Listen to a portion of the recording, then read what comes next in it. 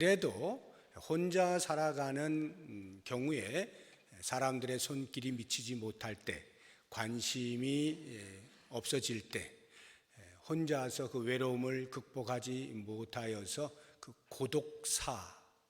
고독해서 죽게 되어지는 그런 일들이 점점 많아지고 있는 시대입니다.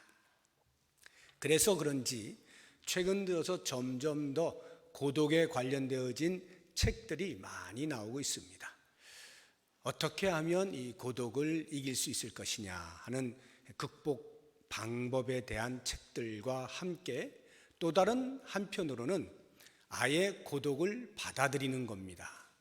혼자가 좋다 이렇게 해서 오히려 혼자인 것에 유익한 점들을 책이 말을 해주면서 혼자서도 얼마든지 살 수 있도록 길을 열어놓는 그러한 책들도 있습니다. 그러나 우리는 이미 알고 있는 것처럼 인간 자체가 사회적 존재입니다. 혼자라고 하는 단어가 우리 인간들에게는 그다지 어울리는 단어가 아닙니다. 그래서 더불어, 함께 이런 말이 어울리죠. 그래서 어떤 사람은 그 언어 유희적으로 워드 플레이를 해서 가치의 가치 이렇게 말을 하지 않습니까? 그래서 앞에 제가 말한 가치는 함께라는 뜻이죠. 가치. 그 함께의 가치, value. 함께하는 그 가치가 얼마나 크냐라고 하는 이런 말들도 지어낼 만큼 우리 인간은 공동체적 존재라고 하는 것을 알 수가 있습니다. 그래서 그런가 특별히 인간이 어떤 상황 속에서 어려움에 봉착할 때 그때의 주변을 돌아보는데 아무도 없고 자기 혼자다라는 생각이 들면 그 외로움이라고 하는 것은 말로 표현할 수가 없죠. 그렇다고 하면 그 상대적으로 그렇게 혼자인 것 같은 상황 속에서 누군가 옆에서 함께 있어 줄 때 그 또한 말할 수 없는 기쁨과 위로가 되겠죠. 그래서 내가 어려움에 처했을 때 함께 해준 사람은 평생 잊지를 못합니다. 아마 여러분들도 그런 경험들이 다 있으리라 생각이 드는데 저도 그런 경우가 있습니다. 저는 사실 그다지 어렵다라고 하는 것을 굳이 내세워서 말할 만한 그런 상황이 별로 많지는 않았습니다. 근데 한 번은 이제 그런 적이 있었어요. 제가 88년도에 이제 결혼을 하고 곧바로 유학을 갔습니다. 공부를 하려면 이제 그 경제적인 부분이 해결이 돼야 되잖아요. 근데 저는 결혼하자마자 아무것도 손에 쥔 것 없이 그냥 그 결혼 때 여러분들이 부조해 주신 그거 이렇게 들고 이제 무작정 유학을 떠났어요. 그런데 당연히 그럼 제가 공부를 하면 제 아내가 경제적 뒷받침을 해 주어야 뭐가 되지 않습니까? 그런데 이제 제 아내가가 아니라 저 때문에 임신을 하게 돼가지고 돈을 벌 수가 없게 됐어요. 그러니까 어떻게 합니까? 유학은 갔죠. 먹고는 살아야죠. 그러니까 임신한 사람이 일을 할 수는 없는 거고 제가 공부하면서 일하면서 이걸 이제 두 가지를 같이 하기를 한 거의 5년 정도를 이렇게 했어요. 그러다 보니까 도저히 이렇게는 공부가 안 되는구나. 저의 한계를 느끼게 돼서 다시 귀국을 하고 그리고는 이제 제가 신대원에 들어갔습니다. 신대원을 이제 마칠 때 즈음에 제 아내가 계속 제 옆구리를 찌르면서 또 나가야 된다. 이제 유학을 제대로 안 했으니까 완전히 마쳐야 된다. 막 그래서 물론 들어올 때 그것이 이제 약속으로 제가 들어오긴 했습니다만 저는 안 나가고 싶은데 계속 나가자 그러니까 어떻게 하지? 돈은 없지. 그때처럼 또 그렇게 하면 보나마나 또 좋은 성과가 없을 텐데 고민하는 중에 기도를 했죠. 하나님, 제가 공부할 때 공부만 할 수 있는 장소를 허락해 주십시오. 돈 걱정 안 할 수 있는 곳 없을까요? 그런데 당시에 유학이라고 하면 대부분이 미국 아니면 영국 이렇거든요. 아니면 뭐 네덜란드, 이제 우리 신학의 경우에. 근데 이런데 다 돈이 많이 들어요. 도저히 길이 없어요. 그런데 제가 이제 공부하게 되어진 그 남아공이라고 하는 데가 어느 교수님에 의해서 소개가 되어지면서 눈이 번쩍 뜨이고 귀가 번쩍 뜨여져서 아주 적은 돈을 가지고 공부할 수 있는 그 길이 보이는 거예요. 그래서 이제 불이 나게 준비해 가지고 남아공의 스텔렌보시라고 하는 대학교에 이제 유학을 다시 가게 됩니다. 그게 96년도입니다. 96년도에 유학을 갔는데 역시 돈이 없잖아요. 제가 들어와서 뭐 했겠어요? 전도사 생활을 하지 않았겠습니까? 전도사 뭐 봉급이 뭐가 있습니까? 그러니까 그냥 그거는 제가 같이 하는 뭐 학생들이든 청년들이든 거기 있으면 끝나는 거죠. 집에 가지고 올 게 없어요. 그래서 제 아내가 어린 아이들을 양손에 막 이렇게 끌고 다니면서 이제 열심히 돈을 벌었습니다. 뭐 외국인 학교 선생님도 하고 또 그 당시에 막 과외가 너무 치열하게 해서 또 그 틈에 아이들을 이제 영어로 가르치는 과외를 이렇게 하면서 제법 큰 돈을 이제 벌었어요. 그래서 이제 유학을 할 만큼 이제 됐습니다. 그걸 들고 이제 간 거예요. 갔는데 1년이 지나자 IMF가 터진 거예요. 그러니까 나름대로 뭐 이제 여기저기 이렇게 후원이 연결이 되어지고 저희들이 들고 간 돈하고 해서 몇 년 동안 유학할 것을 생각하고 갔는데 그게 막힌 거죠. 그러니까 상당수가 귀국을 합니다. 유학생들이 도저히 뭐 안 되니까요.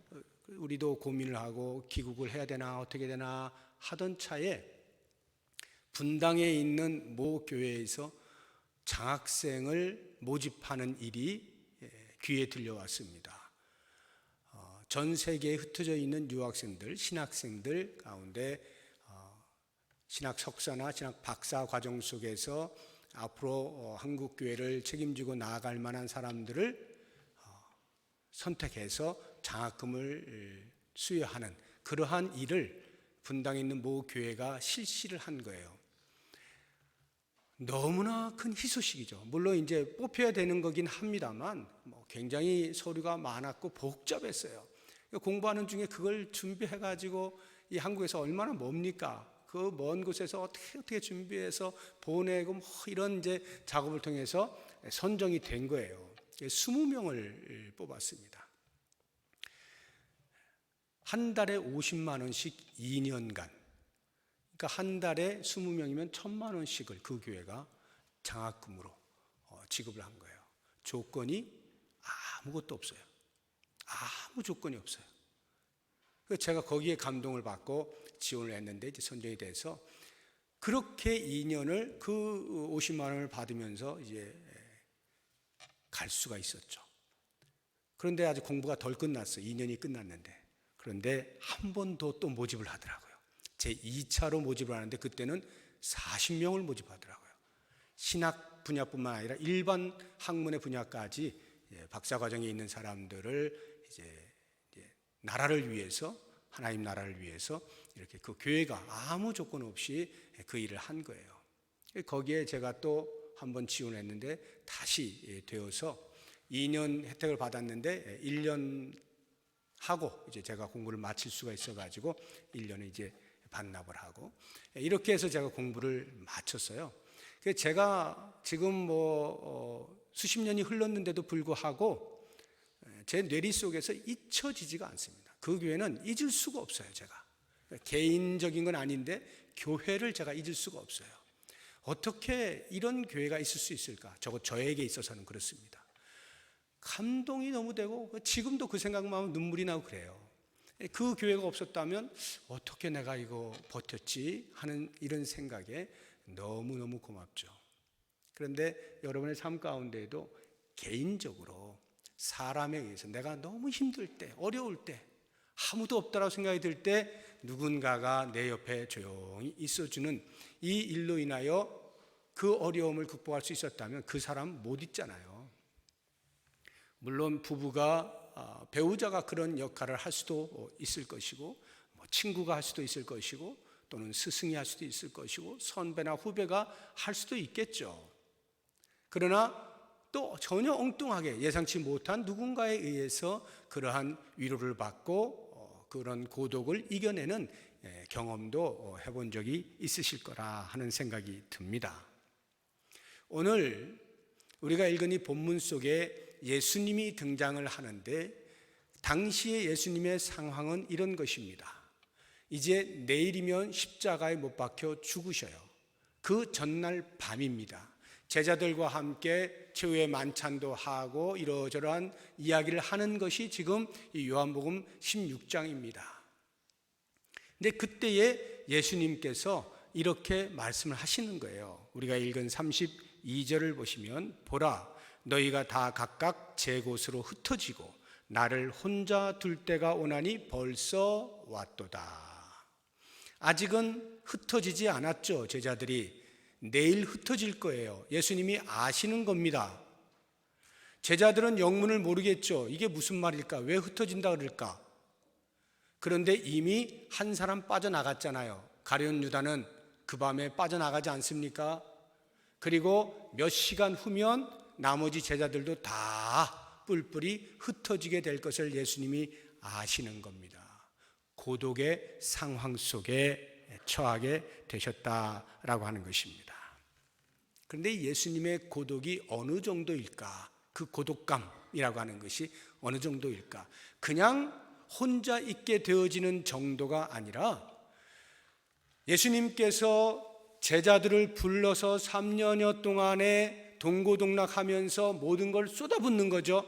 모든 걸 걸고 훈련을 시키는 것이죠. 다 준 겁니다. 그런데 어느 날 하루 만에 순식간에 썰물처럼 쑥 빠져나가는 거예요. 그거를 전날 밤에 예상하고 계시는 그 예수님의 그 고독감이라고 하는 거, 이건 일종의 배반감 아닙니까? 내가 너희들을 어떻게 했는데 너희가 내가 지금 죽는다 하여서 그렇게 떠나갈 수가 있는 거야? 라는 생각 때문에 견딜 수 없었을 겁니다. 물론 제자들이 일부러 그런 건 아니에요. 일부러 떠나지는 않았죠. 인간의 연약함이겠죠. 같이 있으면 같이 죽을지도 모르겠다는 두려움이 있을 수도 있을 것이고요. 또는 예수님이 죽고 나면 우리는 지금까지 뭐 한 거지? 라고 하는 어떤 허탈감, 목적 상실, 이런 것들에 의하여서 떠난 것일 수도 있겠어요. 아무튼 의도적이든 의도적이지 않든 제자들의 떠남이라고 하는 것은 예수님의 입장에서 볼 때의 그 고독감을 조금이라도 경감시켜주는 것은 못 된다 이 말이에요. 예수님은 여전히 그 배반감과 같은 그런 상실로 인한 그 고독감, 외로움, 그것으로 가득 차 있으셨을 거다라는 생각이 드는 것입니다. 혹시 여러분 이렇게 정말 친한 사람하고 어떻게 관계를 하다가 배반감을 느껴본 적이 있으십니까? 그 충격은 말로 표현할 수가 없어요. 그냥 일반 상황 속에서 뭐 어쩌다 보니까 나 혼자 있는 것이야 뭐 그러려니 하는 것인데, 죽고 못 사는 그런 관계에서 뭐 사업을 같이 파트너로 이렇게 했다든지 아니면 연인 관계였다든지 아니면 아주 깊은 친구 관계였다든지 이러는데 어느 날 갑자기 그냥 절교 선언을 하거나 등을 돌리거나, 만약에 그것이 고의에 의해서 사업의 경우에 고의적으로 부도를 내고 돈을 챙겨가지고 도망가 버렸다, 만 이런 경우들이 생기면 이거는 뭐 말로 표현할 수 없는 그 외로움, 고독, 살 이유를 찾지 못하는, 어떤 경우로도 치유하기가 어려운 이런 상황 아닙니까? 그래서 그것이 조금 심해지면 극단적인 선택을 하게 되잖아요. 이런 세상 더 이상 살면 뭐하나 라고 하는 데까지 이르게 하는 것이 고독의 힘인 것이죠. 바로 이와 같은 때에 예수님께서는 과연 어떻게 대처하셨는가 라고 하는 것을 우리가 보면서 한번 교훈을 얻어보자 라고 하는 것입니다. 예수님이 대처하신 상황, 다시 32절을 보십시오. 보라 너희가 다 각각 제 곳으로 흩어지고 나를 혼자 둘 때가 오나니 벌써 왔도다. 이 말 속에는 지금 어마어마한 고독감이 들어있는 겁니다. 그런데 그 다음 말을 보면 그러나 내가 혼자 있는 것이 아니라 아버지께서 나와 함께 계시느니라. 절대적으로 혼자의 상황이 찾아오게 되어질 몇 시간 후에 그 상황을 예상을 하시면서 그러나 나는 혼자가 아니다. 십자가를 지시는 당신 혼자 지시고 인류의 대속을 위하여 가야 되는데도 불구하고 나는 혼자가 아니다. 하나님이 나와 함께 하신다. 어마어마한 고백 아닙니까? 분명히 우리의 눈으로 볼 때는 혼자거든요. 절대 버리지 않겠다라고 그렇게 이를 악물고 큰 소리치고 했던 베드로조차도 멀찍이 따라가는 정도밖에 할 수 없었던 그러한 철저한 고독. 그런데 정작 당사자는 나는 혼자가 아니라고 이야기하는 겁니다. 나는 하나님이 함께 하고 계신다라고 하는 거예요. 이것이 예수님께서 그 깊은 고독감에서 이겨낼 수 있었던 힘입니다. 이것은 그냥 상상하는 게 아니라 실제를 체득하고 있는 거예요. 실제를 하나님이 나와 함께하고 계심에 대한 체득, 거기에서 나오는 고백인 거예요. 그래서 우리가 성경의 인물들을 이렇게 보면 이 부분에서 실패한 대표적인 사람이 엘리야 아니겠습니까? 엘리야가 어마어마한 사역을 갈멜산에서 하고 내려오는데 이세벨이 죽인다라고 하니까 그 소리에 갑자기 겁을 먹고 도망을 치잖아요. 도망을 치다가 로뎀나무 아래 이렇게 앉아서 뒤를 돌아보니 처량하기 그지없는 거예요. 자기 혼자 한 거예요. 세상에 이 어마어마한 일을 했는데도 불구하고 여전히 내 주위에 아무도 없네, 내 편이 없네, 누군가가 굴복해야 될 것 같은데 굴복은커녕 도리어 나를 위협하네. 철저하게 혼자가 되어버린 엘리야. 그래서 뭐라고 고백합니까?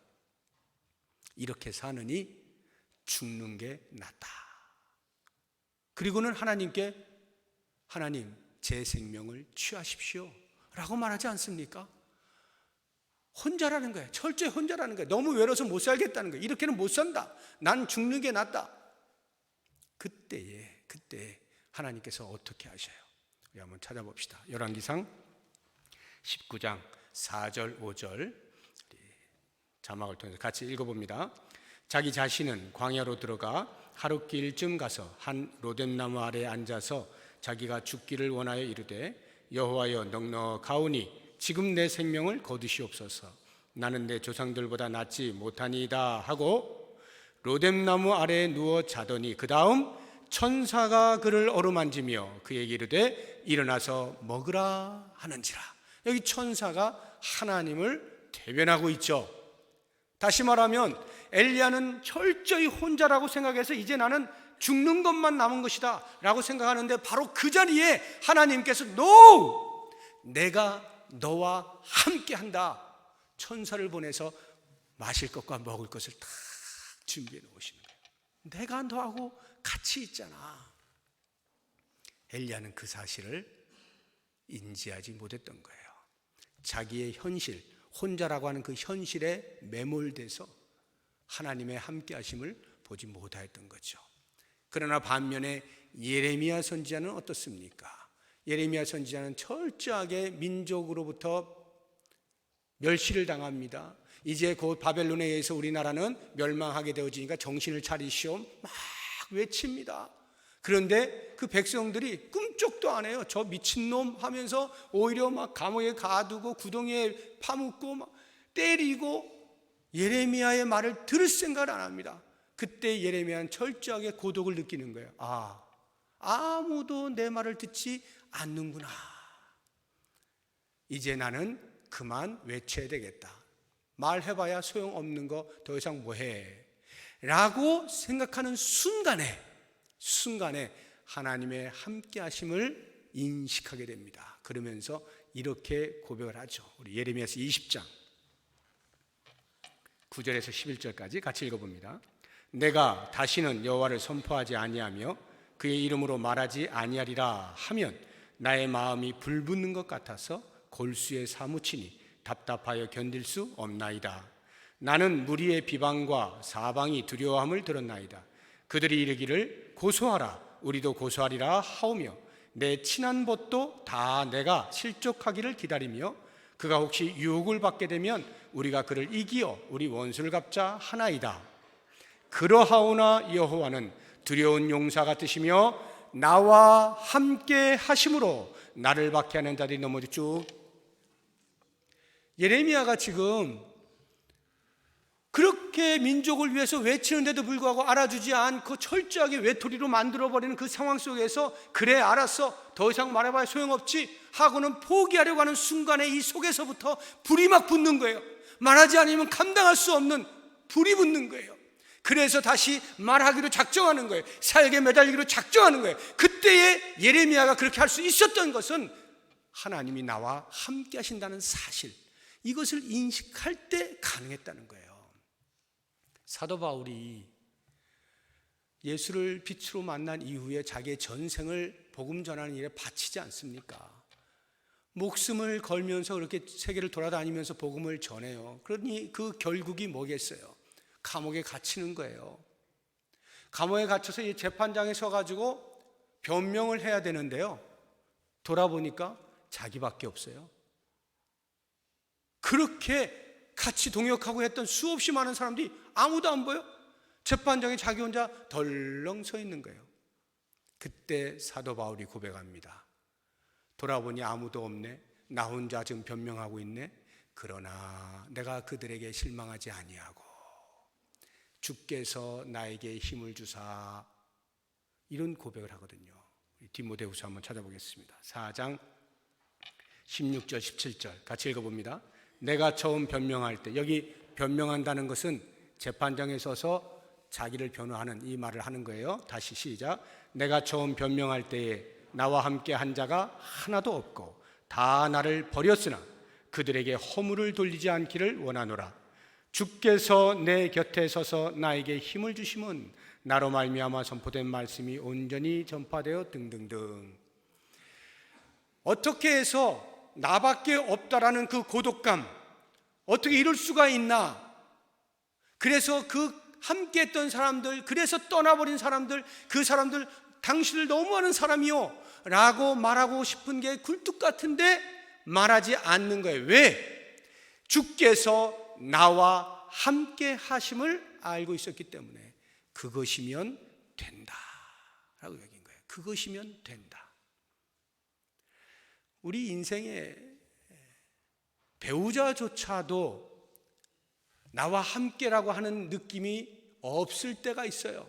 이거는 뭐 불씨를 조장하는 게 아니고요. 남자든 여자든 혼자라는 생각이 들 때가 있어요. 야, 이 인생 나 혼자구나. 자식이든 부모든 그냥 나 혼자구나 하는 이런 생각이 들 때가 있어요. 그럴 때 과연 어떻게 극복할 것이냐? 다른 게 없어요.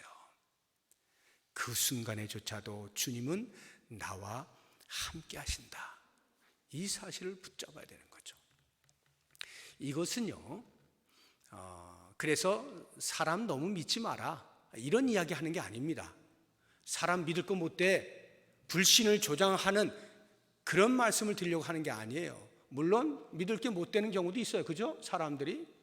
그러나 또 믿을 만한 게 사람이에요. 그러니까 어떤 그런 믿음의 이야기를 하고 있는 게 아닙니다. 또는 사람과의 관계를 형성하는 일에 있어서 적당히 거리를 두고 해라.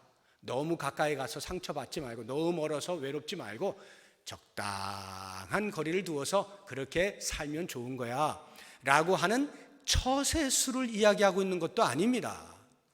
지금 예수님께서 보여주시고 있는 것은 사람은 기본적으로 의지할 수 있는 존재가 아니라는 거예요. 의지할 수 있는 존재가 아니에요. 그래서 예수님께서 말씀을 선포하시고 기적을 베푸시고 할 때 많은 사람들이 주변에서 와 그랬거든요. 그럴 때 예수님께서 이런 고백을 하십니다. 요한복음 2장 한번 찾아보겠습니다. 24절 같이 읽어봅니다. 예수는 그의 몸을 그들에게 의탁하지 아니하셨으니 이는 친히 모든 사람을 아시며. 여기 그들에게 의탁한데 그들은 와 한 사람들 말하는 거예요. 이게 무슨 뜻이에요? 사람들이 와 대단하십니다 예수님 하니까 거기에 들떠가지고 그렇지 내가 그런 사람이지 하고 그것에 의하여 나의 존재를 인식하지 말아라는 거예요. 그것은 언제고 바뀔 수 있다는 거예요. 변할 수 있다는 거예요. 사람은 변한다는 거예요. 그것에 의해서 흔들리지 않겠다는 거예요. 당신은 사람 마음을 너무나 잘 알고 있기 때문에 오직 나는 위만 바라보고 나를 보내신 이의 뜻을 실행하는 것으로 나의 존재 가치를 여기겠다, 이 뜻이거든요. 당신의 몸을 그들에게 의탁하지 아니하시는 거예요. 하나님께만 의지하는 거예요. 왜 그럴까요? 하나님은 변함이 없으시거든요. 변함이 없으셔요. 그래서 사도 바울이 디모데에게 편지를 하면서 이렇게 고백을 하고 있는 거예요. 디모데후서 2장 13절 같이 읽어봅니다. 우리는 미쁨이 없을지라도 주는 항상 미쁘시니 자기를 부인하실 수 없으시리라. 여기 미쁘다라는 표현은 신실하다는 뜻입니다. 신실하다, 변함이 없다는 뜻이에요. 우리는 변할 수가 있다니까요. 의도적이든 의도적이지 않든 사람은 변할 수가 있어요. 그런데 주님은 항상 변함이 없으셔요. 신실하셔요. 그러니까 우리가 의지할 자는 인간이 아니라 하나님이신 거죠. 예수 그리스도신 거죠. 그분만을 의지하며 살 때에 설령 인간 사회 속에서 겪게 되어질 고독 속에서도 견디어낼 수가 있는 거예요. 그런데 주님을 못 잡고 있다 그러면 대책이 없어요. 어디서든지 답을 찾을 길이 없죠. 외로움에 그냥 함몰되는 거예요. 우리에게는 얼마나 귀한 주님이 계십니까? 늘 함께 하시는 주님이 계시잖아요. 그래서 하늘로 올라가시면서 예수님께서 제자들에게 눈으로 보는데 지금 예수님이 올라가신데 뭐 항상 함께 계신다? 좀 이상하잖아요. 그러니까 그것을 증명하기 위해서 조금만 기다려 성령이 오셔 하고는 성령을 보내시고 우리 안에 영원토록 내주하게 하시지 않습니까? 항상 함께 하시는 거예요.